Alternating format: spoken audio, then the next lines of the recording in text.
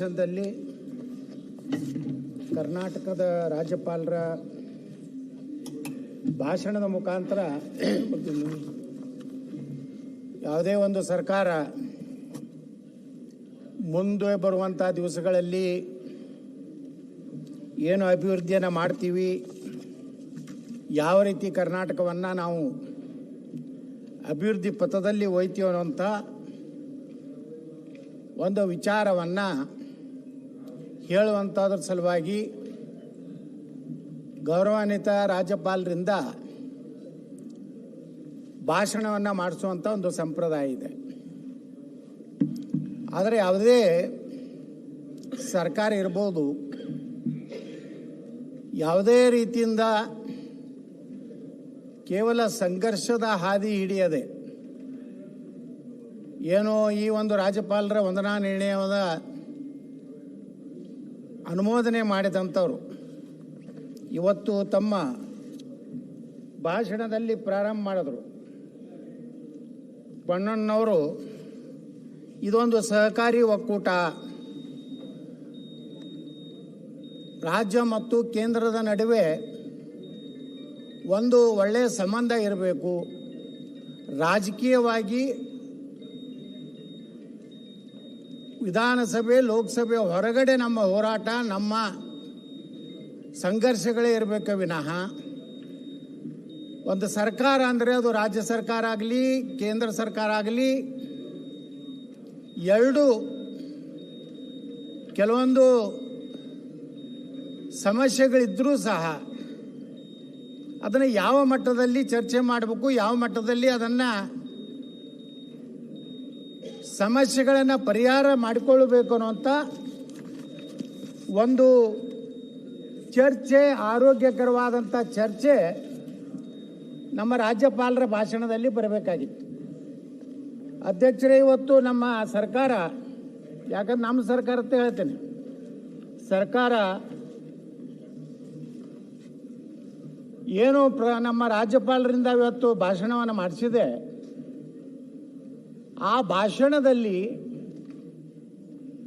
ನೇರವಾಗಿ ಕೇಂದ್ರ ಸರ್ಕಾರವನ್ನು ಟೀಕೆ ಮಾಡುವುದನ್ನು ಬಿಟ್ಟರೆ, ಗ್ಯಾರಂಟಿಗಳನ್ನು ಹೇಳಿದ್ದನ್ನೇ ಹೇಳ್ಕೊಂಡು ಹೋಗೋದು ಬಿಟ್ಟರೆ, ಈ ರಾಜ್ಯದಲ್ಲಿ ಒಂದು ಅಭಿವೃದ್ಧಿಯ ಸಂಕೇತಗಳನ್ನು ಕೊಡದೆ ಕೇವಲ ಒಂದು ರೀತಿಯ ಘರ್ಷಣೆಯ ಹಾದಿಯಲ್ಲಿ ರಾಜ್ಯ ಮತ್ತು ಕೇಂದ್ರ ಸರ್ಕಾರದ ಅಭಿವೃದ್ಧಿ ಯೋಜನೆಗಳನ್ನು ಸರಿಯಾಗಿ ನಾವು ಉಪಯೋಗ ಮಾಡದೇ ಇದ್ದರೆ ಅಂತಿಮವಾಗಿ ನಮಗೆ ಹಾಕಿದಂಥ ಮತದಾರನಿಗೆ, ನಮ್ಮ ರಾಜ್ಯಕ್ಕೆ ನಾವು ಅನ್ಯಾಯ ಮಾಡಿದಂತಾಗ್ತದೆ. ಅಧ್ಯಕ್ಷರೇ, ಸಾಕಷ್ಟು ಸಲ ಇವತ್ತು ಕೇಂದ್ರ ಸರ್ಕಾರ ಮಲತಾಯಿ ಧೋರಣೆ ಮಾಡ್ತಾ ಇದೆ. ಕೇಂದ್ರ ಸರ್ಕಾರ ನಮ್ಮ ಪಾಲಿನ ಹಣವನ್ನು ಕೊಡ್ತಾ ಇಲ್ಲ. ಕೇಂದ್ರ ಸರ್ಕಾರ ನಮ್ಮಿಂದ ತೆಗೆದುಕೊಂಡಂತಹ GST ಇರ್ಬೋದು, ಇನ್ಕಮ್ ಟ್ಯಾಕ್ಸ್, ಅದರ ಪ್ರಕಾರ ಹಣ ಕೊಡ್ತಾ ಇಲ್ಲ ಅನ್ನೋಂಥ ಆರೋಪವನ್ನು ಯಾವಾಗಲೂ ಆಡಳಿತ ಪಕ್ಷ ಕಾಂಗ್ರೆಸ್ ಪಕ್ಷ ಮಾಡ್ಕೊತ ಬಂದಿದೆ. ಒಂದು ಮಾಹಿತಿಯನ್ನು ನಾನು ಇವತ್ತು ಈ ಸದನಕ್ಕೆ ತಿಳಿಸಲಿಕ್ಕೆ ಬಯಸ್ತಾ ಇದ್ದೀನಿ. ಸನ್ಮಾನ್ಯ ಅಧ್ಯಕ್ಷರೇ, ಡಾಕ್ಟರ್ ಮನಮೋಹನ್ ಸಿಂಗ್ರ ಸರ್ಕಾರ 10 ವರ್ಷ ಇತ್ತು ದೇಶದಲ್ಲಿ. ಅದರ ನಂತರ ಸನ್ಮಾನ್ಯ ನರೇಂದ್ರ ಮೋದಿಯವರ ಸರ್ಕಾರ 2014ರಿಂದ 2024, ಈ ಎರಡೂ ಸರ್ಕಾರಗಳಲ್ಲಿ 10 ವರ್ಷದಲ್ಲಿ ಎಷ್ಟು ಕರ್ನಾಟಕಕ್ಕೆ ಹಣ ಬಂದಿದೆ. ಇವತ್ತು ಡಾಕ್ಟರ್ ಮನಮೋಹನ್ ಸಿಂಗ್ ಸರ್ಕಾರ ಇದ್ದಂಥ ಕಾಲದಲ್ಲಿ ತೆರಿಗೆ ಪಾಲು ಟ್ಯಾಕ್ಸ್ ಡಿವಲ್ಯೂಷನ್ ಬಂದಿದ್ದು 81,795 ಕೋಟಿ, ಗ್ರಾಂಟ್ಸ್ ಇನ್ ಏಡ್ 60,779 ಕೋಟಿ. ಅಂದರೆ ಅಧ್ಯಕ್ಷರೇ, 10 ವರ್ಷ ಮನಮೋಹನ್ ಸಿಂಗ್ ಸರ್ಕಾರದಲ್ಲಿ 1,42,574 ಕೋಟಿ ರೂಪಾಯಿ ಬಂದಿದೆ. ಅದೇ ನರೇಂದ್ರ ಮೋದಿಯವರ ಸರ್ಕಾರದಲ್ಲಿ 2014ರಿಂದ 2024ರವರೆಗೆ ನಮ್ಮ ರಾಜ್ಯಕ್ಕೆ ತೆರಿಗೆ ಪಾಲು 2,93,000 ಕೋಟಿ ರೂಪಾಯಿ. ಅಂದರೆ UPA ಸರ್ಕಾರದಲ್ಲಿ ಬರಬೇಕಾದಂಥ ಹಣಕ್ಕಿಂತ ಸುಮಾರು 258% ನರೇಂದ್ರ ಮೋದಿಯವರು ಕರ್ನಾಟಕಕ್ಕೆ ಇವತ್ತು ಅನುದಾನವನ್ನು ಕೊಟ್ಟಿದ್ದಾರೆ. ಏನು ಗ್ರ್ಯಾಂಡ್ಸ್ ಇನ್ ಏಡದಲ್ಲಿ ಸುಮಾರು 2,26,000 ಕೋಟಿ ಅಭಿವೃದ್ಧಿಗಾಗಿ ಕರ್ನಾಟಕಕ್ಕೆ ಹಣ ಕೊಟ್ಟಿದ್ದಾರೆ. ಅಂದರೆ ಸುಮಾರು 273 ಪಟ್ಟು ಕರ್ನಾಟಕಕ್ಕೆ ಸನ್ಮಾನ್ಯ ನರೇಂದ್ರ ಮೋದಿಯವರು ಇವತ್ತು ಹೆಚ್ಚು ಸಹಾಯವನ್ನು ಮಾಡಿದಂಥ ಯಾರಾದರೂ ಪ್ರಧಾನಮಂತ್ರಿ ಇದ್ದರೆ ಅದು ನರೇಂದ್ರ ಮೋದಿಯವರು ಅಂತೇಳಿ ನಾನು ಭಾಳ ಹೆಮ್ಮೆಯಿಂದ ಹೇಳಲಿಕ್ಕೆ ಬಯಸ್ತಾ ಇದ್ದೇನೆ ಅಧ್ಯಕ್ಷರೇ. UPA ಸರ್ಕಾರದಲ್ಲಿ ಬಂದಂಥ ಒಟ್ಟು ಅಭಿವೃದ್ಧಿ ಹಣ 1,42,574 ಕೋಟಿ. ನರೇಂದ್ರ ಮೋದಿಯವರು 10 ವರ್ಷದಲ್ಲಿ ಬಂದಂಥ ಅಭಿವೃದ್ಧಿ ಹಣ 5,19,000 ಕೋಟಿ. ಇದು ಅಂಕೆ ಸಂಖ್ಯೆಗಳು ಕೇಂದ್ರ ಸರ್ಕಾರ ಕೊಟ್ಟಂಥ ಅಂಕೆ, ಏನು ನನ್ನ ಮನೆಯಲ್ಲಿ ತಯಾರು ಮಾಡೋದಂಥದ್ದಲ್ಲ. ಇವತ್ತು ನರೇಂದ್ರ ಮೋದಿಯವರ ಬಗ್ಗೆ ಆಗಲಿ ಕೇಂದ್ರ ಸರ್ಕಾರದಲ್ಲಿ ಆಗಲಿ ಇವತ್ತೊಂದು ಸರ್ವೆ ಮಾಡಿದ್ದಾರೆ ಅಧ್ಯಕ್ಷರು, ಇವತ್ತೇ ಬಂದಿದೆ ಪತ್ರಿಕೆಯಲ್ಲಿ. ಇಂದು ಚುನಾವಣೆ ನಡೆದರೆ NDAಗೆ 352 ಸ್ಥಾನಗಳು ಭಾರತದಲ್ಲಿ ಸಿಗ್ತವೆ. ನೀವು ಸುಳ್ಳು ಅಪಪ್ರಚಾರ ಮಾಡಿದ್ರೆ ಈ ದೇಶದ ಜನ ನರೇಂದ್ರ ಮೋದಿಯನ್ನು ಬಿಟ್ಟು ಕೊಡುವಂಥ ಪ್ರಶ್ನೆ ಈ ದೇಶದಲ್ಲಿ ಇಲ್ಲ ಅನ್ನುವಂಥ ಮಾತನ್ನು ನಾನು ಭಾಳ ಸ್ಪಷ್ಟವಾಗಿ ಹೇಳಕ್ಕೆ ಬಯಸ್ತಾ ಇದ್ದೇನೆ. ಇವತ್ತು 352 ಲೋಕಸಭೆಗಳನ್ನು ಗೆಲ್ಲುವುದರ ಮೂಲಕ ಕಾಂಗ್ರೆಸ್ ಮತ್ತೆ ಕೇವಲ 80 ಸೀಟ್ಗಳ ಗೆಲ್ಲಕ್ಕೆ ಸಾಧ್ಯತೆ ಅನ್ನುವಂಥ ಮಾತನ್ನು ಇವತ್ತು ಹೇಳಿದ್ದಾರೆ. ಆದರೆ ಅನೇಕರು ನಮ್ಮ ಭಾರತೀಯ ಜನತಾ ಪಾರ್ಟಿ ಮಿತ್ರರು ಕೇಂದ್ರ ಸರ್ಕಾರವನ್ನು ನರೇಂದ್ರ ಮೋದಿಯವರನ್ನು ಹೊಗಳೋದು. ಹಾಗಾದರೆ ಕರ್ನಾಟಕದಲ್ಲಿ ಯಾಕೆ ನರೇಂದ್ರ ಮೋದಿಯವರ ಮಾಡೆಲನ್ನು ಅನ್ವಯವನ್ನು ನಮ್ಮ ಭಾರತೀಯ ಜನತಾ ಪಾರ್ಟಿ ಅನ್ವಯಿಸಲಿಲ್ಲ? ಇಲ್ಲಿ ಸಾಕಷ್ಟು ಭ್ರಷ್ಟಾಚಾರ, ಸರಿಯಾದ ಆಡಳಿತ ಇಲ್ಲಾರ್ದಕ್ಕೆ ಬರೀ ನರೇಂದ್ರ ಮೋದಿಯವರು ಬರೀ ಕೇವಲ ಕೇಂದ್ರ ಸರ್ಕಾರಕ್ಕಲ್ಲ, ರಾಜ್ಯದಲ್ಲಿಯೂ ನರೇಂದ್ರ ಮೋದಿ ಅಂತ ಒಂದು ಸರ್ಕಾರ ಈ ರಾಜ್ಯದಲ್ಲಿ ಬರಬೇಕು ಅನ್ನುವಂಥ ಜನರ ಅಪೇಕ್ಷೆ ಇತ್ತು. ಆದರೆ ನರೇಂದ್ರ ಮೋದಿಯವರನ್ನು ಹೋಲುವಂಥವ್ರು ಕರ್ನಾಟಕ ರಾಜ್ಯದಲ್ಲಿ ಕೆಲಸ ಮಾಡದೇ ಇರೋದು ಪರಿಣಾಮವಾಗಿ ಇಲ್ಲಿ 56 ಸೀಟಿಗೆ ನಾವು ಬಂದು ಕೂತಿದ್ದೀವಿ. ಕೇವಲ ಕೇಂದ್ರ ಸರ್ಕಾರ ಹೊಗಳೋದ್ರಿಂದ ಹೊಟ್ಟೆ ತುಂಬುವುದಿಲ್ಲ. ಇವತ್ತು ನಮ್ಮ ರಾಜ್ಯದ ಮುಖ್ಯಮಂತ್ರಿಗಳು ಭಾಳ ಅನುಭವಿಗಳಿದ್ದಾರೆ, ಅನೇಕ ಹಿರಿಯ ಸಚಿವರು ಅದ್ದಾರೆ. ಅವರು ಈ ಅವಧಿ ಇಲ್ಲ ಅಥವಾ ಮುಂದಿನ ಅವಧಿ ರಾಜಕೀಯದಿಂದ ವಿಶ್ರಾಂತಿ ಜೀವನಕ್ಕೆ ಹೋಗ್ಬೋದು. ಆದರೂ ಒಂದು ವಿನಂತಿಯನ್ನು ಮಾಡ್ಕೋತೀನಿ, ಇವತ್ತು ಹೋಗುವ ಕಾಲದಲ್ಲಿ ರಾಜ್ಯದ ಜನರಿಗೆ ಇವತ್ತು ನ್ಯಾಯಯುತವಾಗಿ ಸಿಗಬೇಕಾದಂಥ ಅಭಿವೃದ್ಧಿ ಆಗಲಿ ಘರ್ಷಣೆ ಇರಲಾರ್ದೇ ಇವತ್ತು ನಮ್ಮ ರಾಜ್ಯದ ಅಭಿವೃದ್ಧಿಯನ್ನು ಮಾಡಬೇಕಾದಂಥ ಜವಾಬ್ದಾರಿ ಭಾಳ ದೊಡ್ಡ ಜವಾಬ್ದಾರಿ ಇದೆ. ಆದರೆ ಅದು ಆಗ್ತಾಯಿಲ್ಲ ಅಧ್ಯಕ್ಷರೇ. ಇವತ್ತು ನೋಡಿ, ನಿನ್ನೆ ಗುತ್ತಿಗೆದಾರರ ಸಂಘದವರು ಪತ್ರಿಕಾಗೋಷ್ಠಿಯನ್ನು ಮಾಡಿ ಏನು ಹೇಳ್ತಾರೆ ಅಂದರೆ, ನಿನ್ನೆನೆ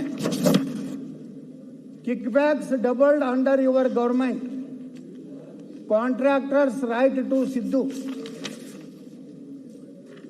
ಈ ರೀತಿ ಭ್ರಷ್ಟಾಚಾರ ದಿನದಿಂದ ದಿನಕ್ಕೆ ಒಂದು ಸರ್ಕಾರದಿಂದ ಒಂದು ಸರ್ಕಾರಕ್ಕೆ ಏರ್ತಾನೆ ಹೋಗ್ತಾ ಇದೆ. ಅವಾಗ ಬೊಮ್ಮಾಯಿ ಸರ್ಕಾರ ಇದ್ದಾಗ 40% ಸರ್ಕಾರ 40 CM ಸರ್ಕಾರ ಅಂತೇಳಿ ಅಪವಾದ ಮಾಡ್ತಿದ್ರು, ಟೀಕೆ ಮಾಡ್ತಿದ್ರು. ಒಂದು ಮುಖ್ಯಮಂತ್ರಿ ಹುದ್ದೆಗೆ ಯಾರೇ ಆಗಲಿ ಏನು ಗೌರವ ಕೊಡದೆ ಬೊಮ್ಮಾಯಿಯವರನ್ನ ಅಪಮಾನ ಮಾಡುವಂಥದ್ದು, ರೋಡ್ಗಳಲ್ಲಿ ಕಾಂಪೌಂಡಿಗೆ ಬೀದಿಯಲ್ಲಿ ಈ ರಾಜ್ಯದ ಮುಖ್ಯಮಂತ್ರಿಗಳ ಹರಾಜನ ಮಾಡುವಂಥ ಪರಿಸ್ಥಿತಿ ಈ ರಾಜ್ಯದಲ್ಲಿ ನಾವು ನೋಡಿದ್ದೀವಿ. ಈಗ ಅವರೇ ಅಧಿಕಾರಕ್ಕೆ ಬಂದಿದ್ದಾರೆ, ಅವರೇ ಕುರ್ಚಿ ಮೇಲೆ ಕೂತಿದ್ದಾರೆ. ಆ 40% ಅಂತ ನೀವೇನು ಹೇಳ್ತಾ ಇದ್ರಲ್ಲ, ಆ 40ರಿಂದ 100% ಭ್ರಷ್ಟಾಚಾರ ಅಂತ ಹೋಗೋದು ಸಾಧ್ಯ ಇಲ್ಲ. ಇದನ್ನು ಯಾರೂ ನಾನು 100% ಒಳ್ಳೆಯ ಸರ್ಕಾರ ಕೊಡ್ತೀನಿ ಅನ್ನೋಂಥ ಪರಿಸ್ಥಿತಿ ರಾಜ್ಯದಲ್ಲಿ ಯಾರ್ದೂ ಇಲ್ಲ, ನಾವು ಒಪ್ಕೋತೀನಿ. ಆದರೆ 40% ಅಂತ ನೀವೇ ಏನು ಟೀಕೆ ಮಾಡಿದ್ರಲ್ಲ, ಅದಕ್ಕಿಂತ ಕಡಿಮೆ ಮಾಡುವಂಥ ಪ್ರಯತ್ನ ಏನು ಮಾಡಿದ್ರಿ? ಅವಾಗ ಯಾರೋ ಒಬ್ಬ ಕಾಂಟ್ರಾಕ್ಟ್ ಗುತ್ತಿಗೆದಾರ ದಿನಾಲೂ BJP ವಿರುದ್ಧ ಅವಾಗ ಎಷ್ಟು ಅವ್ರ ಬಗ್ಗೆ ಕಳಕಳಿ. ಆ ಗುತ್ತಿಗೆದಾರ ಅಧ್ಯಕ್ಷ ಏನು ಕೆಂಪೇಗೌಡ ಏನೋ ಇದೆ ಅವ್ರ ಹೆಸರು, ಕೆಂಪಣ್ಣನವ್ರ ಬಗ್ಗೆ ನಮ್ಮ ಮುಖ್ಯಮಂತ್ರಿಗಳು, ಅಂದಿನ ವಿರೋಧ ಪಕ್ಷದ ನಾಯಕರು ಮತ್ತು ಕಾಂಗ್ರೆಸ್ ಅಧ್ಯಕ್ಷರು ಎಷ್ಟು ಅವರಿಗೆ ಗೌರವ ಕೊಟ್ಟು ಕೆಂಪಣ್ಣ ಹೇಳಿದ್ದಾರೆ 40% ಇದೆ, ಈ ಭ್ರಷ್ಟ ಸರ್ಕಾರ, ಅಯೋಗ್ಯ ಸರ್ಕಾರ ಅಂತ ಹೇಳೋರು. ಇವತ್ತು ಅದೇ ಗುತ್ತಿಗೆದಾರ ಸಂಘ ಕೆಂಪಣ್ಣ ಸತ್ತ ಮೇಲೆ ಯಾರು ಬಂದವರು ಗೊತ್ತಿಲ್ಲ, ಮಂಜುನಾಥ್ ಅವರು ಹೇಳಿದ್ದನ್ನು ಸಹ ನೀವು ಒಪ್ಕೋಬೇಕಾಗ್ತದಲ್ಲ. ಎಂದು ಕೆಂಪಣ್ಣನ ನೀವು ಒಪ್ಕೊಂಡಿರಲ್ಲ, ಇವತ್ತು ಮಂಜುನಾಥರು ಭ್ರಷ್ಟಾಚಾರ ನಡೆದಿದೆ ಒಪ್ಕೋಬೇಕು. ಮುಖ್ಯಮಂತ್ರಿಗಳು ಕರೆದು ಮಾತಾಡಬೇಕು, ಏನಪ್ಪ ಎಲ್ಲೆಲ್ಲಿ ಈ ರೀತಿ ಕರಪ್ಷನ್ ನಡೆದಿದೆ. ಇವತ್ತು ನೋಡಿ ಅಧ್ಯಕ್ಷರೇ, ಏನು ಇವತ್ತು ಎಷ್ಟು ಇವತ್ತು ನಮ್ಮ ಗುತ್ತಿಗೆದಾರರ ಬಾಕಿ ಇದೆ ಅನ್ನುವಂಥದ್ದನ್ನು ಪೂರ್ತಿ ಇವತ್ತು ಮಾಹಿತಿ ಕೊಟ್ಟಿದ್ದಾರೆ ಅವರು. ಇವತ್ತು ಎಷ್ಟು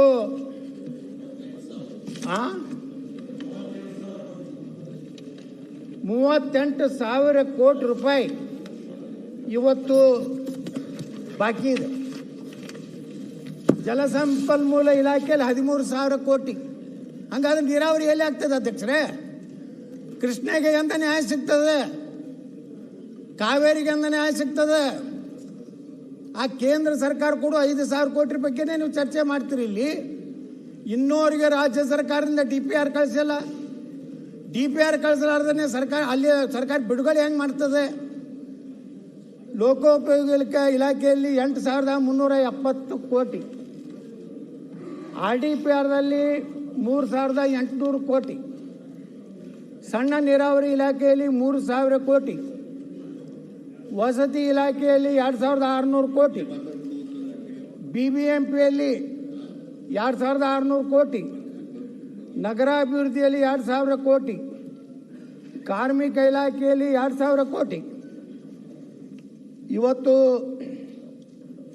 ಈ ರೀತಿ ಗುತ್ತಿಗೆದಾರರ ಹಣ ಕೊಡದೇ ಇದ್ದರೆ, ಅವ್ರು ಹೇಳಿದ್ದಾರೆ ಅಧ್ಯಕ್ಷರೇ, ನಾವು 8ನೇ ತಾರೀಕಿಗೆ ಮಾರ್ಚ್ 5ರಿಂದ ಕರ್ನಾಟಕದಲ್ಲಿ ಎಲ್ಲ ಕಾಮಗಾರಿಗಳನ್ನು ಸ್ಥಗಿತ ಮಾಡ್ತೀವಿ. ಇವತ್ತು ಗುತ್ತಿಗೆದಾರರು ಆತ್ಮಹತ್ಯೆ ಮಾಡ್ಕೋತಾ ಇದ್ದಾರೆ, ಮನೆ ಮಠ ಎಲ್ಲ ಮಾರ್ಕೊಂಡು. ಅಧ್ಯಕ್ಷರೇ, ಹಳ್ಳಿಗಾಡಿನಲ್ಲಿ ಕರ್ನಾಟಕದಲ್ಲಿ ಗುತ್ತಿಗೆದಾರರು ಖಾಸಗಿ ಬಡ್ಡಿ ಅಂತ ತೊಗೊಂಡು ಬಂದು 5%, 10%, 1 ಲಕ್ಷ ಸಾಲ ಖಾಸಗಿಯಲ್ಲಿ ತಂದರೆ 5% ಅಂದ್ರೆ ಅಧ್ಯಕ್ಷರೇ 1 ಲಕ್ಷಕ್ಕೆ 5,000 ರೂಪಾಯಿ ಆಗ್ತದೆ. 10%ನಲ್ಲಿ ತೊಗೊಂಡಿದ್ದಾರೆ. ನಮ್ಮಲ್ಲಿ ಗುತ್ತಿಗೆದಾರ ಬಂದು ಕಣ್ಣೀರು ಹಾಕ್ತಾರೆ. ಏನು ಮಾಡಿದ್ರು, ಒಟ್ಟೆ ಬ್ಯಾಂಕಿನ ಸಾಲ ಮುಗಿಸ್ಲಿಕ್ಕೆ ಆಗ್ತಾ ಇಲ್ಲ, ಆತ್ಮಹತ್ಯೆ ಮಾಡ್ಕೋತಾ ಇದ್ದಾರೆ. ಅವರ ಪರಿಸ್ಥಿತಿ ಇವತ್ತು ಗುತ್ತಿಗೆದಾರರ ಬಗ್ಗೆ ನಾನೇನು ಗುತ್ತಿಗೆದಾರರ ಪರವಾಗಿ ನಾ ಮಾತಾಡ್ತಾ ಇದ್ದೇನೆ ತಿಳ್ಕೊಬೇಡ್ರಿ ಸನ್ಮಾನ್ಯ ಅಧ್ಯಕ್ಷರೇ. ಗುತ್ತಿಗೆದಾರರಿಗೆ ನೀವು ಸರಿಯಾಗಿ ಹಣ ಕೊಟ್ಟರೆ ಅಭಿವೃದ್ಧಿ ನೋಡ್ರಿ. BJP ಕಾಂಗ್ರೆಸ್ ಇದು ಬೇಡ. ಯಾರು ನೋಡ್ರಿ, ಯಾವ ಸರ್ಕಾರ ಇರ್ತದಲ್ಲ ಅವ್ರು ಇಟ್ಟು ಬಾಕಿ ಇಟ್ಟು ಹೋಗೋರೆ. ನಾಳೆ ನಿಮ್ಮ ಸರ್ಕಾರ ಮುಂದಿನ ಯಾರು ಬರ್ತಾರಲ್ಲ, ನಾಳೆ ನಂದೇ ಸರ್ಕಾರ ಬರ್ಬೋದು. ಅಲ್ಲ BJPಯಲ್ಲಿ ಇಲ್ಲ, ನೀವು ನಿಮ್ದೇ ಸರ್ಕಾರ. ಅದು ಯಾವ ತರ ಎತ್ತಳವ್ರೆ? ನೀವು BJPಯಲ್ಲೇ ಇಲ್ಲ, ಯತ್ನಾಳ್ ಜೊತೆ ನೀವಿದ್ದೀರ. ಗೋಪಾಲಕೃಷ್ಣ ಅವರೇ, ಅಲ್ಲ ಅಣ್ಣ, BJPಯಲ್ಲೇ ಇಲ್ಲ ನಮ್ಮ ಸರ್ಕಾರ ಅಂದ್ರೆ ನೀವು ಪಕ್ಷೇತರಾಗಿ ನಮ್ಮ ಸರ್ಕಾರ ಅಂತ ಹೇಳಿ. ನಾಳೆ ನಿಮಗೆ ಟಿಕೆಟ್ ಸಿಗಲಿಲ್ಲ ಅಂದ್ರೆ ನನ್ನ ಬಲ್ಲೇ ಬರ್ಬೇಕಾಗ್ತದೆ. ಅಂತೂ ನನಗೆ ಇಲ್ಲಿ ಬಂದೆ. ಹುಷಾರ್, ಎಚ್ಚರಿಕೆ ಮಾತಾಡ್ಬೇಕು ನನ್ನ ಬಗ್ಗೆ. ಅಲ್ಲ, ನಾನು ಹೇಳಿದ್ದು ನಮ್ಮ ಸರ್ಕಾರ ಬಂದ್ರೆ ಅಂದ್ರಲ್ಲ, ಅದಕ್ಕೆ ಹೇಳಿದ್ದ. ಇಲ್ಲ ನೋಡಿ, ಸರ್ಕಾರ ಅದು ಕಾಂಗ್ರೆಸ್ ಇರಲಿ, BJP ಇರಲಿ, ಜನತಾದಳ ಇರಲಿ, ಬರೀ ನಾವು ಹಿಂದಿನ ನೆಪ ಮಾಡ್ಕೊಂಡು ಕುಂಡ್ರೋದಲ್ಲ. ಇವತ್ತು ನಮ್ಮ ಹಿಂದಿನ ಸರ್ಕಾರ ಯಾವ ರೀತಿ ಇದನ್ನ ಗುತ್ತಿಗೆದಾರರ ನೀವು ಹಣವನ್ನು ಪಾವತಿ ಮಾಡ್ತೀರಿ, ನಾಳೆ ಮಾರ್ಚ್ ಅನ್ನೋದ್ರ ಒಳಗಾಗಿ ಇದೇನು ನಮ್ಮ 38,000 ಕೋಟಿ ರೂಪಾಯಿ ನೀವು ಅವರ ಹಣ ಕೊಟ್ಟರೆ ಸನ್ಮಾನ್ಯ ಮುಖ್ಯಮಂತ್ರಿಗಳು ಈ ರಾಜ್ಯದಲ್ಲಿ ಕೆಲಸಗಳು ಪ್ರಾರಂಭ ಆಗ್ತವೆ. ನೀವು ಏನು ಮಾಡ್ತೀರಿ ನೋಡಿ, ಏನಾಗ್ಬಿಟ್ಟಿದೆ ಇವತ್ತು LOCಗೂ ಕಮಿಷನ್ ಕೊಡಬೇಕು, ಟೆಂಡರ್ ಬರೀ ಅದನ್ನೇ ನಿಮ್ಮದೇ ಬಿಡ್ರಿ. ನೀವು ಮಾಡಿರಿ, ನಾವು ಮಾಡಿವಿ, ನಾವು ಮಾಡಿಲ್ಲ ಅಂತ ಹೇಳಲ್ಲ, ನಾವು ಭಾಳ ಪ್ರಾಮಾಣಿಕರಿದ್ದೀವಿ ಅಂತ ಹೇಳಿಲ್ಲ. ನಾ ಹೇಳಿದೆ ಈಗ ಕೆಲವೊಂದು ಮಂದಿ ನರೇಂದ್ರ ಮೋದಿ ಅವ್ರನ್ನ ಹೊಗಳಿದ್ರು. ಹಾಗಾದ್ರೆ ನೀವು ಕರ್ನಾಟಕದಾಗ ಯಾಕೆ ಮಾಡಲಿಲ್ಲಪ್ಪ, ನರೇಂದ್ರ ಮೋದಿ ಅಂತ ಸರ್ಕಾರ ಯಾಕೆ ಕೊಡಲಿಲ್ಲ ರಾಜ್ಯದಾಗ? ಕೊಟ್ಟಿದ್ರೆ 20 ವರ್ಷ ನಮ್ಮ ಸಿದ್ದರಾಮಯ್ಯ ಮುಖ್ಯಮಂತ್ರಿನೇ ಆಗ್ತಿದ್ರೆ ನಾವೇ ಇರ್ತಿದ್ವಿ. ಆದರೆ ಏನು ಮಾಡೋದು, ತಪ್ಪು ಯಾರು ಮಾಡಿದ್ರು ತಪ್ಪಿಗೆ ನಾನೇನು ಈ ಕಡೆ ಮಾತಾಡೋದು ಆ ಕಡೆ ಮಾತಾಡೋದಿಲ್ಲ. ನಾನು ನೇರವಾಗಿಯೇ ಮಾತಾಡ್ತೀನಿ. ನಾನು ಮುಖ್ಯಮಂತ್ರಿಗಳಿಗೆ ವಿನಂತಿ ಮಾಡ್ಕೋತೀನಿ, ನೀವು ಈ ಗುತ್ತಿಗೆದಾರರ ಮಾಂಗಲ್ಯವನ್ನು ಉಳಿಸುವಂಥ ಕೆಲಸ ಮಾಡಿ. ಗುತ್ತಿಗೆದಾರರು ಪೇಮೆಂಟ್ ಒಂದು 50% ಕೊಡಿ, ಏನಾದರೂ ಮಾಡಿ. ಯಾವುದಾದ್ರೂ ಸಂಪನ್ಮೂಲ, ಇವತ್ತು ನೋಡಿ ಕೃಷ್ಣ ಮೇಲ್ದಂಡೆ ಯೋಜನೆ ನೀವು ಹೇಳಿದಿರಿ, 30 ಲಕ್ಷ ಒಣ ಭೂಮಿಗೆ, 40 ಲಕ್ಷ ನೀರಾವರಿ ಭೂಮಿಗೆ ಕೊಡಬೇಕನ್ನೋಂಥ ಒಂದು ಒಳ್ಳೆಯ ನಿರ್ಣಯ ಮಾಡಿರಿ, ಅದು ನಾವು ಸ್ವಾಗತ ಮಾಡ್ತೀವಿ. ಆದರೆ ಅದ್ರ ಜೊತೆಗೆ ಆ ಹಣ ಕೊಟ್ಟು ರೈತರನ್ನು ಒಂದೇ ಕಂತಿನಲ್ಲಿ ಕೊಡುವಂಥ ಒಂದು ಮಾತನ್ನು ಹೇಳಿದ್ದೀರಿ. ನೀವು ಒಂದು ಕಡೆ ಒಂದೇ ಕಂತಿನಲ್ಲಿ ಜಮೀನು ಹಣ ಕೊಡಬೇಕಾದ್ರೆ ಆಲಮಟ್ಟಿಯ 524.256 ಎತ್ತರದ ಕಾಮಗಾರಿಯನ್ನು ಸಮಾನವಾಗಿ ತಗೋಬೇಕಾದ್ರೆ ಗುತ್ತಿಗೆದಾರರ ಪೇಮೆಂಟ್ ಬಗ್ಗೆ ಸರ್ಕಾರ ತಮ್ಮ ಉತ್ತರದಲ್ಲಿ ನಾವು ಹೇಳಬೇಕು ಅನ್ನೋಂಥ ವಿನಂತಿಯನ್ನು ಮಾಡ್ಕೋತಾ ಇದ್ದೀನಿ. ಅಧ್ಯಕ್ಷರೇ, ಇವತ್ತು ವ್ಯವಸ್ಥೆ ಯಾರು ಅಹಿಂದ ಅಂಥೇಳಿ ನಾವು ನಾಯಕರು ಅಂತೇಳಿ ನಮ್ಮ ಮುಖ್ಯಮಂತ್ರಿಗಳು ಹೇಳ್ಕೋತಾರೆ. ಇವತ್ತು ಅಹಿಂದ ನಮ್ಮ SCP TSP ಸುಮಾರು 30,000 ಸಮೀಪ ಕೋಟಿ, 30,000 ಕೋಟಿ ಸಮೀಪ, 40,000 ಕೋಟಿ ರೂಪಾಯಿ ಸಮೀಪ ನೀವು SCP TSP ಹಣವನ್ನು ಗ್ಯಾರಂಟಿ ಯೋಜನೆಗೆ ಇವತ್ತು ವರ್ಗಾವಣೆ ಮಾಡಿರಿ. ಹಾಗಾದರೆ 40,000 ಕೋಟಿ ಹಣ ಏನು ನಮ್ಮ ಪರಿಶಿಷ್ಟ ಜಾತಿ ಪರಿಶಿಷ್ಟ ಪಂಗಡದ ಜನಾಂಗದವ್ರಿಗೆ ಹೋಗಬೇಕಾಗಿತ್ತು. ಅವರು ಆರ್ಥಿಕವಾಗಿ ಶೈಕ್ಷಣಿಕವಾಗಿ ಅವರು ಸಹ ಸಮಾಜದಲ್ಲಿ ಸಮಾನತೆಯಿಂದ ನೆಮ್ಮದಿಯಿಂದ ಜೀವನ ಮಾಡಬೇಕಾದಂಥ 40,000 ಕೋಟಿ ರೂಪಾಯಿ ಇವತ್ತು ನೀವು ಡೈವರ್ಟ್ ಮಾಡಿದ್ರಿಂದ ಈ ರಾಜ್ಯದ ಪರಿಶಿಷ್ಟ ಜಾತಿ ಪರಿಶಿಷ್ಟ ಪಂಗಡದ ಇವತ್ತು ಸಮುದಾಯಗಳಿಗೆ ನಿಮ್ಮ ಕೈಯಲ್ಲೇ ನೀವೇ ಸಾಮಾಜಿಕ ನ್ಯಾಯ ತಿಳ್ಕೊಂಡಿದ್ದೀರಿ. ರಾಜ್ಯಪಾಲರ ಭಾಷಣದಲ್ಲಿ ಎಲ್ಲಿ ಸಾಮಾಜಿಕ ನ್ಯಾಯ ಇದೆ? ಅವ್ರಿಗೆ ಸಿಗಬೇಕಂತ ನ್ಯಾಯಯುತ ಪಾಲನ್ನು ಆ 40,000 ಕೋಟಿ ರೂಪಾಯಿನ ಸರಿಯಾಗಿ ನಮ್ಮ SC ST ಜನಾಂಗಕ್ಕೆ ಅವರ ಅಭಿವೃದ್ಧಿಗೆ, ಆರ್ಥಿಕವಾಗಿ ಅಭಿವೃದ್ಧಿಗೆ, ಶಿಕ್ಷಣಕ್ಕೆ ಖರ್ಚು ಮಾಡಿದರೆ, ಒಳ್ಳೆ ಹಾಸ್ಟೆಲ್ ಕಟ್ಟಿದ್ರೆ, ಒಳ್ಳೆ ಶಿಕ್ಷಣ ಕೊಟ್ಟಿದ್ರೆ ಬಹುಶಃ ನಮ್ಮ ರಾಜ್ಯದ SC ST ಜನಾಂಗ ಅತ್ಯಂತ ನೆಮ್ಮದಿಯಿಂದ ಡಾಕ್ಟರ್ ಬಾಬಾ ಸಾಹೇಬ್ ಅಂಬೇಡ್ಕರ್ ಅವರ ಒಂದೇನು ವಿಚಾರ ಇತ್ತು ಆ ವಿಚಾರವನ್ನು ಜಾರಿ ಮಾಡಿದರೆ ಬಹುಶಃ ಈ ಒಂದು ಯೋಜನೆಗಳು ಇವತ್ತು ಯಶಸ್ವಿ ಆಗ್ತಿತ್ತು. ಆದರೆ ಅಧ್ಯಕ್ಷರೇ, ಭಾಳ ದುರ್ದೈವ, ಅಹಿಂದ ನಾಯಕರೇ ಮುಖ್ಯಮಂತ್ರಿ ಇದ್ದಾಗ ವಾಲ್ಮೀಕಿ ಹಗರಣ ಆಗ್ತದೆ. ಸುಮಾರು 184 ಕೋಟಿ ರೂಪಾಯಿಯಲ್ಲಿ ಮಾನ್ಯ ಮುಖ್ಯಮಂತ್ರಿಗಳೇ ಒಪ್ಪಿಕೊಂಡಂತೆ ಸುಮಾರು 85 ಕೋಟಿ ರೂಪಾಯಿ ಅವ್ಯವಹಾರ ಆಗ್ತದೆ. CBIದು ತನಿಖೆ ನಡೆದಿದೆ.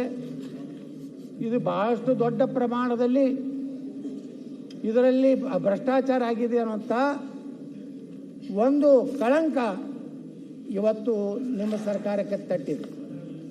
ಕಾರ್ಮಿಕರ ಕಿಟ್ ಹಗರಣ ಆಯಿತು, ದಲಿತ ಮಹಿಳೆಗಳ ಮೇಲೆ ದೌರ್ಜನ್ಯ, ಜನಸಾಮಾನ್ಯರಿಗಂತರೂ ಇವತ್ತು ಎಲ್ಲ ಹಗರಣಗಳು ನೋಡ್ರಿ ಅಧ್ಯಕ್ಷರ, ಮೂಡ ಹಗರಣ, ವಾಲ್ಮೀಕಿ ಹಗರಣ, ವಸತಿ ಹಗರಣ, ನರೇಗಾ ಹಗರಣ, ಕಾರ್ಮಿಕ ಕಿಟ್ ಹಗರಣ, ಜನರಿಗಂತರೂ ದಿನಾಲೂ ಒಂದೊಂದು ಟ್ಯಾಕ್ಸು, ಪೆಟ್ರೋಲು, ಡೀಸೆಲು, ವಿದ್ಯುತ್ತು, ನಂದಿನಿ ಹಾಲು, ಆಲ್ಕೋಹಾಲು, ಆಸ್ತಿ ನೋಂದಣಿ ಶುಲ್ಕ, ದಿನಬಳಕೆ ವಸ್ತುಗಳು, ಸಾರಿಗೆ ದರ, ಸರ್ಕಾರಿ ಆಸ್ಪತ್ರೆಗಳ ಸೇವಾ ಶುಲ್ಕ, ಆಸ್ತಿ ಮುದ್ರಾಂಕ ಶುಲ್ಕ, ಆಸ್ತಿ ತೆರಿಗೆ, ನೀರಿನ ಬಿಲ್ಲು, ಮರಳು, ಗಣಿಗಾರಿಕೆ ಶುಲ್ಕ, ಕಸದ ಮೇಲೆ ತೆರಿಗೆ, ಅದನ್ನೂ ಬಿಡಲಿಲ್ಲ, ಕಸದ ಮೇಲೂ ಸಹ ತೆರಿಗೆ ಹಾಕುವಂಥ ಸರ್ಕಾರ ಇವತ್ತು ಆಯಿತು ಅನ್ನೋಂಥ ಪರಿಸ್ಥಿತಿ ಇವತ್ತು ಈ ರಾಜ್ಯದಲ್ಲಿ ಇವತ್ತು ನಿರ್ಮಾಣ ಆಗಿದೆ. ಇವತ್ತು ಅಧ್ಯಕ್ಷರ ರಾಜ್ಯದಲ್ಲಿ ಸುಮಾರು 2 ಲಕ್ಷ ಸರ್ಕಾರ ಕೊಟ್ಟಂಥ ಒಂದು ಅಂಕಿ ಸಂಖ್ಯೆಗಳ ಪ್ರಕಾರ ಸುಮಾರು 2,82,000 ಸರ್ಕಾರಿ ಹುದ್ದೆಗಳು ಇವತ್ತು ಖಾಲಿ ಇವೆ. ಆದರೆ ಈ 2,82,000 ಹುದ್ದೆಗಳನ್ನು ತುಂಬುವಂಥ ಪ್ರಾಮಾಣಿಕ ಪ್ರಯತ್ನ ಈ ಸರ್ಕಾರದಿಂದ ಆಗ್ತಾ ಇಲ್ಲ. ಇವತ್ತು ಲಕ್ಷಾಂತರ ನಿರುದ್ಯೋಗಿ ಯುವಕರು ಇವತ್ತು ಧಾರವಾಡದಲ್ಲಿ ಹೋರಾಟ ಮಾಡಿದ್ರು. ಮುಂದೆ ಬೆಳಗಾವಿಯಲ್ಲಿ ಮಾಡದಂತೆ ಯಾವುದೇ ಜಿಲ್ಲೆಯಲ್ಲಿ ನಿರುದ್ಯೋಗ ಯುವಕರು ಹೋರಾಟ ಮಾಡ್ತೀನಿ ಅಂದರೆ ಅದನ್ನು ಪೊಲೀಸರ ಬಲ ಉಪಯೋಗ ಮಾಡಿ ಇವತ್ತು ಅವರ ಒಂದು ನಿರುದ್ಯೋಗಿ ಯುವಕರು ಉದ್ಯೋಗ ಸಲುವಾಗಿ ಅವರ ಹೋರಾಟವನ್ನು ಹತ್ತಿಕ್ಕುವಂಥ ಕೆಲಸ ಈ ರಾಜ್ಯದಲ್ಲಿ ಆಯಿತು. ಮಹಿಳೆಯರ ಮೇಲೆ, ಮಕ್ಕಳ ಮೇಲೆ ನಿರಂತರವಾಗಿ ದೌರ್ಜನ್ಯ, ಅತ್ಯಾಚಾರ ಈ ರಾಜ್ಯದಲ್ಲಿ ನಡೀತಾ ಇದೆ. ಬಾಣಂತಿಯರ ಸಾವು, ಪ್ರತಿಷ್ಠೆಗಾಗಿ RCB ಅಭಿಮಾನಿಗಳ ಬಲಿ, ಬ್ಯಾಂಕುಗಳ ಲೂಟಿ, ಹಾಡೋಗಲೇ ದರೋಡೆಗಳು, ಸನಾತನ ಧರ್ಮದ ಕಾರ್ಯಕ್ರಮಗಳ ಕಲ್ಲು ತೂರಾಟ, ಬೆಂಗಳೂರಿನಲ್ಲಿ ಜಯನಗರ ತೇರು ಎಳೆಯುವಾಗ ಮಾಲಾಧಾರಿಗಳ ಮೇಲೆ ಕಲ್ಲೆಸೆತ, ಬೆಂಗಳೂರು ನಗರದಲ್ಲಿ ಕಿಲ್ಲರ್ ಗುಂಡಿಗೆ 558 ಜನ ಬಲಿ, ರಾಜ್ಯದಲ್ಲಿ ಸುಮಾರು 1,585 ರೈತರ ಆತ್ಮಹತ್ಯೆ, ರಾಜ್ಯದಲ್ಲಿ ಕನ್ನಡ ಸರ್ಕಾರಿ ಶಾಲೆಗಳಿಗೆ ಸರಿಯಾದ ಶಾಲಾ ಕೋಣೆಗಳ ವ್ಯವಸ್ಥೆ ಇಲ್ಲಾರ್ದಂಥ ಅಧೋಗತಿಗೆ ಇಳಿದಂಥ ಪರಿಸ್ಥಿತಿ. ಇವತ್ತು IT-BT ಕಂಪ್ನಿಗಳ ಬಗ್ಗೆ ಈ ರಾಜ್ಯದ ಉಪಮುಖ್ಯಮಂತ್ರಿಗಳು ಏನು ಬೇಕಾದ ಬಾಯಿಗೆ ಬಂದಂಗೆ ಏನೊಂದು ಉಪಮುಖ್ಯಮಂತ್ರಿಯಾಗಿ ಎಷ್ಟು ಗೌರವಯುತವಾಗಿ ಯಾವುದೇ ಒಂದು ಜನರ ಬೇಡಿಕೆ ಬಂದಾಗ ಅಧ್ಯಕ್ಷರೇ ಗೌರವಯುತವಾಗಿ ಮಾತಾಡುವಂಥದ್ದು ಇಲ್ಲ. ಈ ಒಂದು ಕಡೆ ಹೇಳ್ತಾರೆ ಅಜೀಂ ಪ್ರೇಮ್ಜಿ ಅವರು ಸುಮಾರು 1,500 ಕೋಟಿ ರೂಪಾಯಿ ಇವತ್ತು ಮೊಟ್ಟೆ ಖರೀದಿಗೆ ಈ ರಾಜ್ಯ ಸರ್ಕಾರಕ್ಕೆ ಸಹಾಯ ಮಾಡಿದ್ದಾರೆ. ಅವರಿಗೆ ನೀವು ಹೇಳ್ತೀರಿ ಕಿರಣ್ ಮಜುಮ್ದಾರ್ ಅವ್ರಿಗೆ ಏನು ಮೋಹನ್ ದಾಸ್ ಪೈ ಅವರಿಗೆ ಹುಷಾರ್, ಭಾಳ ಮಾತಾಡಿದ್ರೆ ಕಿತ್ಕೊಂಡು ಹೋಗ್ತಿದ್ರು. ಹೋಗಿ ಯಾವುದೋ ಒಂದು ಬಡಾವಣೆಯವರು ನೀರು ಬಿಡಿದ್ರೆ ನನಗೆ ಗೊತ್ತಿದೆ ಇದೆಲ್ಲ ನನ್ನ ಮುಂದೆ ಆಟ ನಡೆಯೋದಿಲ್ಲ,